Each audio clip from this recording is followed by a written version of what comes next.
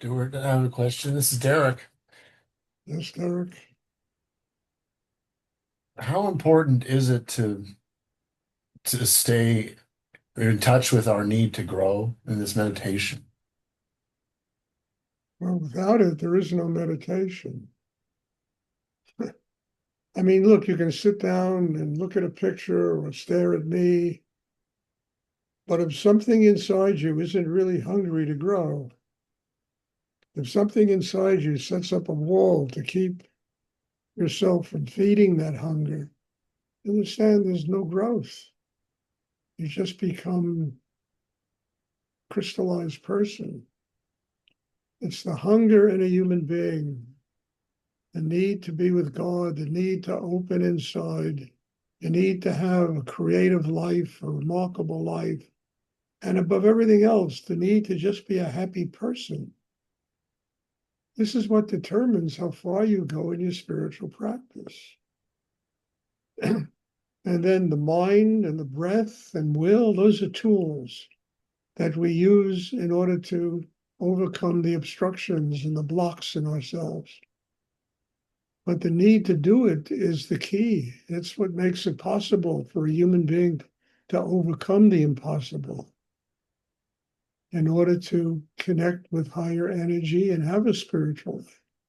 And even more important, just to have to be, just to have the highest levels of their own humanity functioning every day. There has to be need inside. I mean, people need money and they rapaciously go after it. And I'm sure you know enough people like that.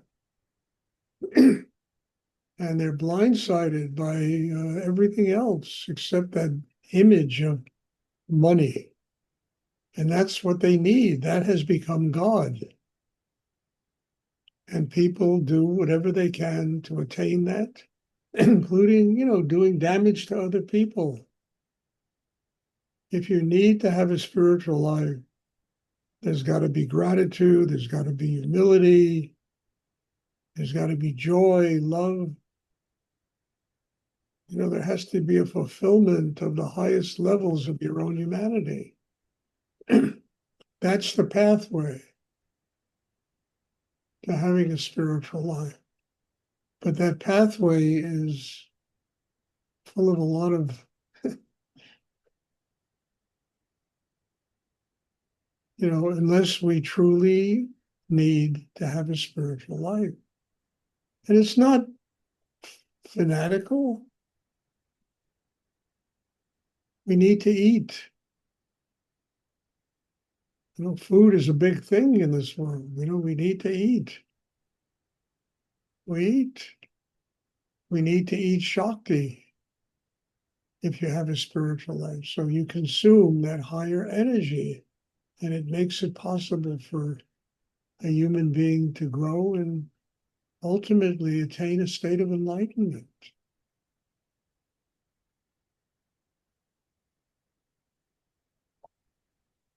I always tell people there are 4 elements to this work. First one is the need to do it. The need to grow spiritually is essential because that will enable you to use the other 3 elements consciously. Then there's the will to do it, because in wanting to have a spiritual life, you're going to be up against endless blocks, endless obstructions, endless tests to see if this is real or it's not real. And the will to transform those blocks and obstructions into, chi, into an open heart, into a quiet mind, So it's need and will, and then the instruments we use are the mind and the breath. The mind is the most powerful instrument in a human being, and usually it's just making everybody crazy. If you take the mind and focus it below the navel, it becomes like a surgical instrument that opens the very core of your being, the foundation of your being, and gives you the kind of strength you need to evolve and grow spiritually. And breath, breath is life. Try not to breathe for 2 minutes. You'll see what happens. It's life. The energy of existence is the energy of breath. And when you breathe into the heart, you are bringing all of life into your heart. And it is strengthening that chakra. When you breathe down below the navel, you're bringing all of life to that chakra. And that chakra, those chakras will get very strong inside. And those strong chakras enable us to evolve and grow, first as human beings, and then have a spiritual life, to be connected to the higher energies in the universe. So need is a really important thing, and it determines how far you go in anything you do. You need to be loved. Very wonderful need to be loved. The need to give love is also a very wonderful thing. But you can't allow all the obstructions in life to interfere with it. Otherwise, the relationship gets crazy.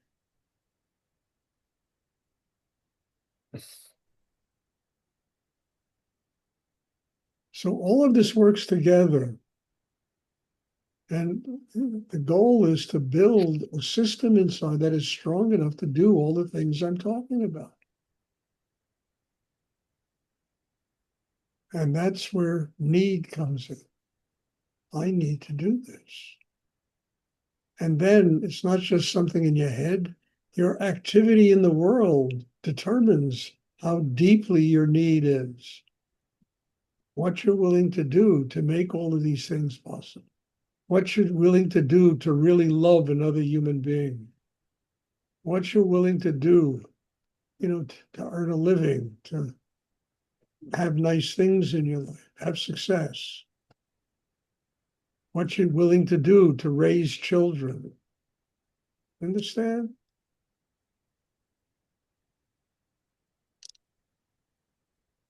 That all comes from need.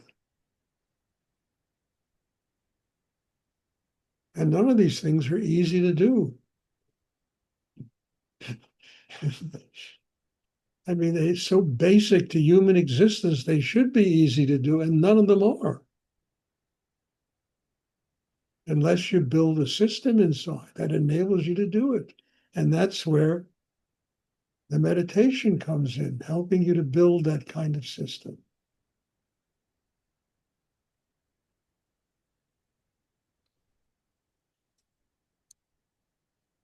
Does anyone else have a question?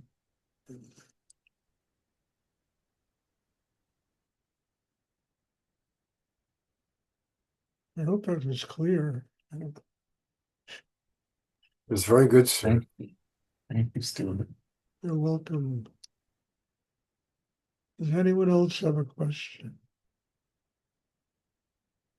And try not to think about these things. I really mean it. You want to get yourself into really a lot of trouble.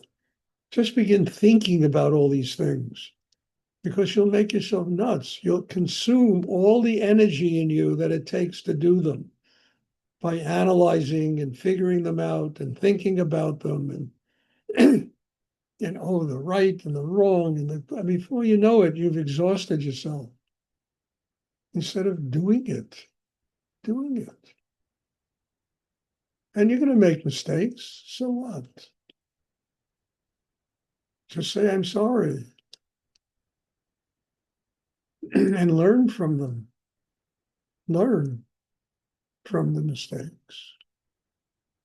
It's all part of doing and growing in life.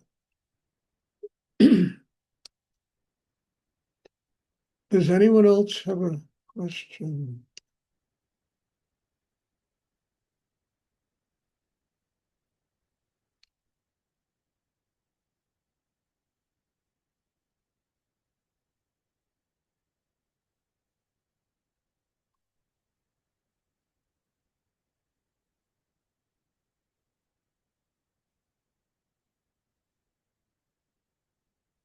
Okay, if there are no more questions,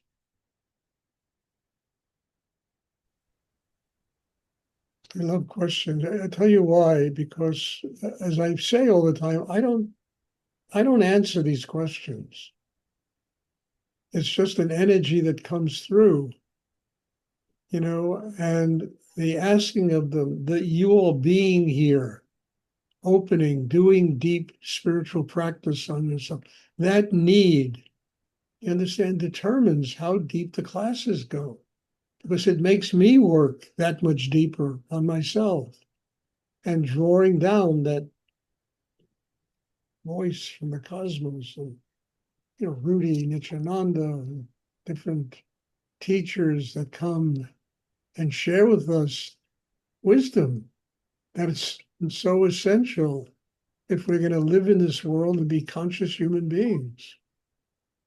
And then you open inside by using the meditation practice to receive that wisdom. I mean, I don't at all see myself as a wise person, but I have learned an amazing technique of how to open to that wisdom. And it flows. It flows. And that's what I'm trying to teach you all, how to open to that wisdom and let it be part of your life.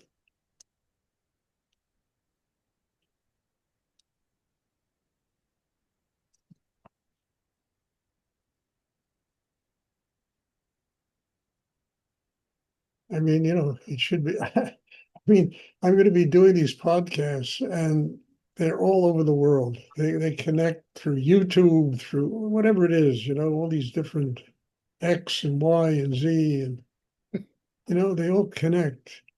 And it should be very interesting how people respond to this. I've gotten wonderful responses from the people I can't tell you, people thanking me for getting in touch with them and very, really humbly thanking me for getting in touch with them, choosing their podcast. And it's been a very interesting thing to do. And I'm really interested, want to see what happens with all this. I've never done anything like this before. Whole new step in my life.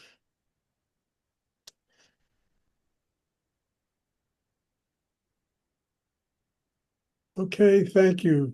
God bless you all. And I'm looking forward to seeing you. There'll be class tomorrow evening.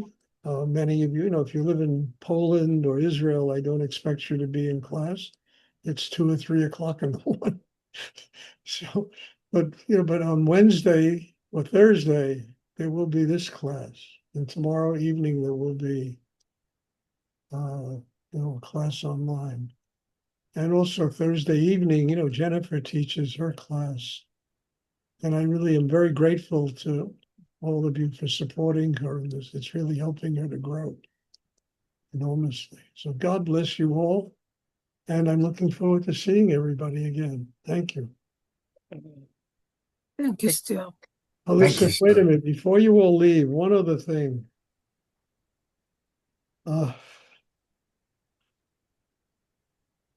Smadar is really in the hospital, not feeling very well. And try to do a little prayer to send some energy to her, to help her to get through the situation. I just found out right before meditation from Ellie. So please send her a little prayer, send her some love, send her some healing energy, and let's try to help her get through this thing that she's going through. Say, God bless you all and thank you. And I'm looking forward to seeing everybody. Stuart, could you say her name again? Smadar. Madar. Smadar. Smadar. She lives in Jerusalem in Wow. Israel. Okay. Okay, Thank you very much. you're welcome. Bye. Thank you. Bye-bye.